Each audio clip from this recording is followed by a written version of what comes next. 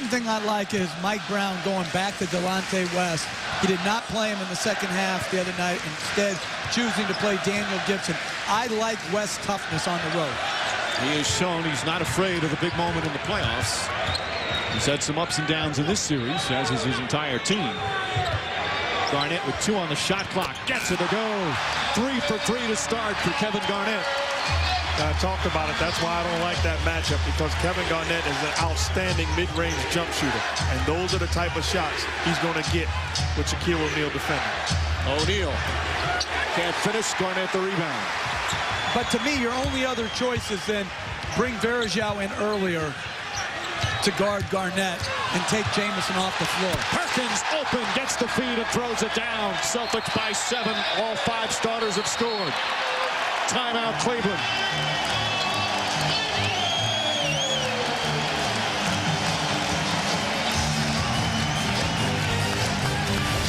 And this is exactly what champions do. Smell blood and go for the kill. High percentage plays on the offensive end by the Celtics. KG early and often knocking down shots, getting it going. Celtics 7-11 from the field early and often. Back in Boston, LeBron James and the Cavs down by 7. He had perhaps the most analyzed one-game performance in NBA playoff history. Doc Rivers has seen it all throughout his career as a coach and a player. He's never seen this. It's maddening. You know, I was telling the story earlier. My wife calls me this morning and tells me she's mad at everybody in the media saying, stop it, they're making this volcano erupt. I mean, it's crazy when you think about it. It really is. I've never seen it before, and probably due to the mass media, I mean, but it's awful. Well, there's no question the coverage is different these days than it was years ago, and we're as guilty as anybody. But so much of it is warranted because of not only the situation for the Cavs as Jamison gets it to James, shot blocked by Perkins, but because of his impending free agency as Pierce pass stolen by Jamison. Williams the other way, nice bounce pass. James bobbled it and then lays it in. That was a great play by Antoine Jamison at the other end. You're talking about another momentum-shifting play. Not only stops a basket, but makes a basket down at the other end in transition. Rondo flips it up, and it rolls in. So Rondo already 4 points and 3 assists. Listen, I don't have a problem with Garnett's step-back jumpers, but that is horrible defense. The last 2 possessions. Dunk Kendrick Perkins, easy runner for Rondo. So unlike this Cleveland team, again, one of the best defensive teams in the NBA the last several years, including this season. Good pass, Jamison from James. And they're going to have to find a way to defend. If they want to compete in this ball game, they've got to find a way to defend. Because this is, like we talked about, this is not championship defense. Shaquille O'Neal bumps Ray Allen. And Allen will go to the line. First foul on shot. And if you put Ray Allen into pick and rolls against Mo Williams and Shaquille O'Neal, you're going to get a good shot. He missed a wide open 3 earlier on the same type of action because Mo Williams can't get up and get through the screen and contest, and O'Neal's going to play back off of Garnett. It's the first free throw. Again, you look at their defense during the regular season, one of the best in the league. But it's not been the case here against Boston. 48% is very high for the Cavaliers defense.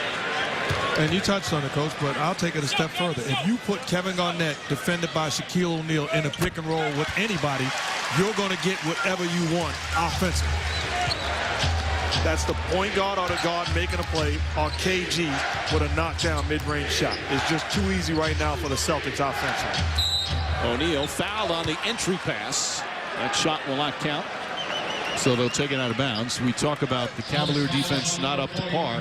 The Celtic defense starting to return to what they've been known for. It's why they won a championship in 08 and why they're playing that kind of defense right now. Mainly reason they're just healthy and playing with a lot of confidence. And they've got great size, Mike. You look out there, they're playing 2 7-footers that can protect the basket. They've got good quickness on the perimeter. And they've got a great scheme.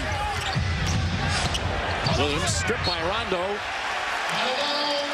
And a turnover.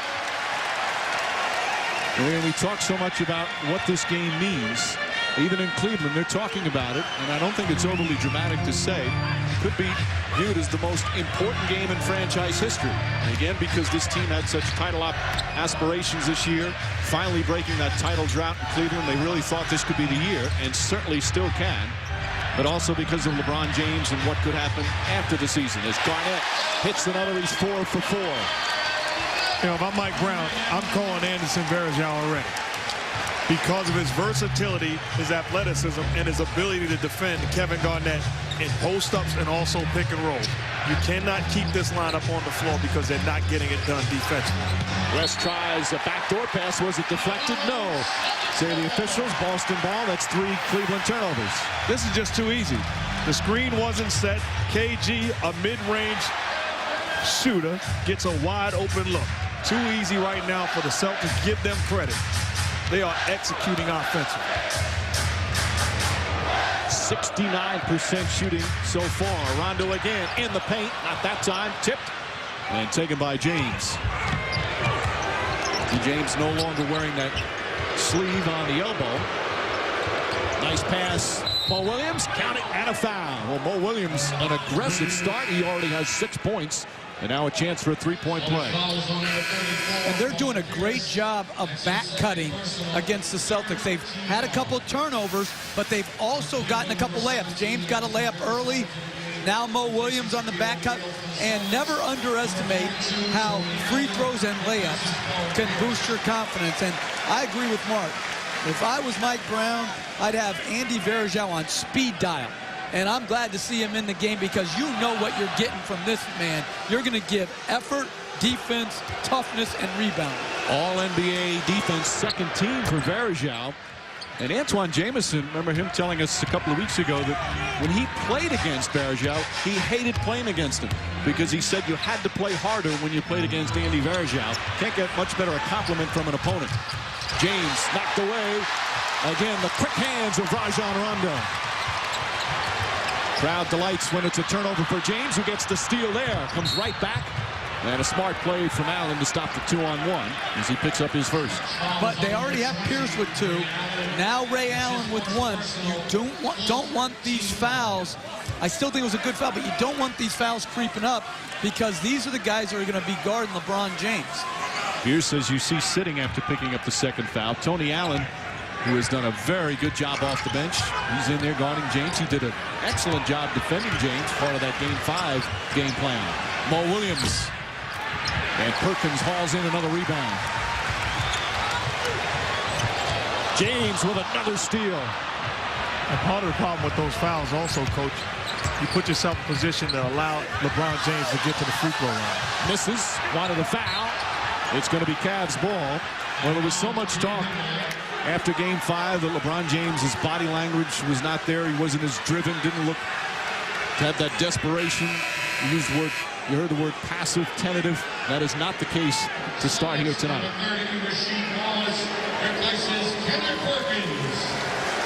Mark, we've watched him play with unbelievable force. In fact, his teammates talk about how his energy raises all of their energies.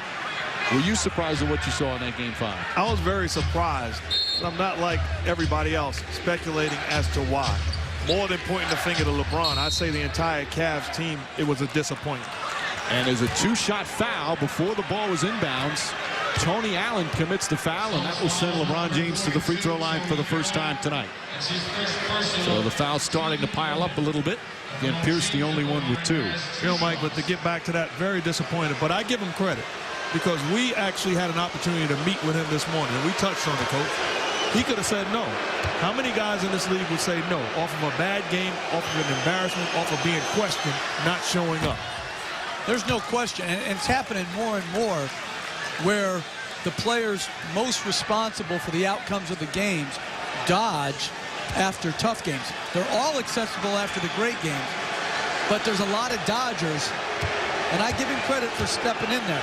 Now, that being said, no one can discount or disregard his lack of energy last game. He said he thought he played with the same energy. Believe me, that was not the same energy. And I hope he had some truth tellers in his locker room tell him that. Rasheed Wallace misses the 3. And Mo Williams the rebound. But that's where you call them in the office, and then you show them the film. And then it's indisputable evidence which shows you that this is not winning basketball, and this is not what we've become accustomed to watching. He's just 2 of 7 from the field, but definitely more aggressive as we have a timeout call by Doc Rivers. A good start for the Boston Celtics, led by Kevin Garnett, already 8 points and 4 rebounds. Get him the basketball on the block, allow him to establish the rhythm, jab, step, knock down jump shots, also doing it in pick and roll situations. You want to get to the Eastern Conference Finals? Well, that's the ticket.